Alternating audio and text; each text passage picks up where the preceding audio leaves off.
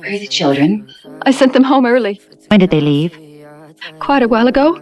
I'm sure most of them had time to get home. My Henry couldn't have gotten home. Not in this weather.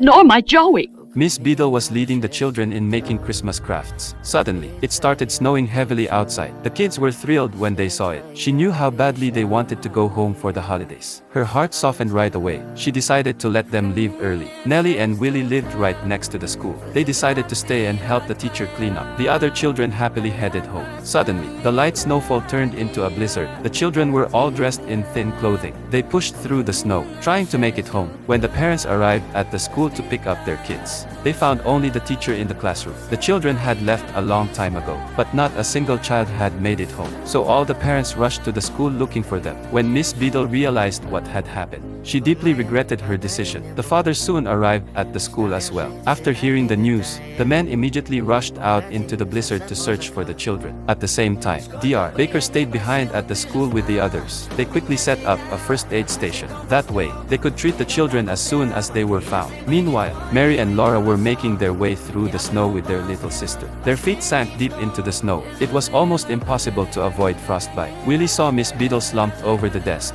He immediately went over to comfort her. Mary and the others eventually reached a fence. The blizzard made it nearly impossible to see. Laura thought they were far from home, but Mary insisted they stay where they were. Their mother was extremely worried at this moment. In the middle of the crisis, Mary suddenly felt an old wire fence. She realized where they were. There was an abandoned barn just ahead. At least they could take shelter from the storm there. They finally made it into the abandoned barn. Mary tried to start a fire, but the wind kept blowing it out. So Laura used her body to block the wind. At last, Mary managed to light a candle.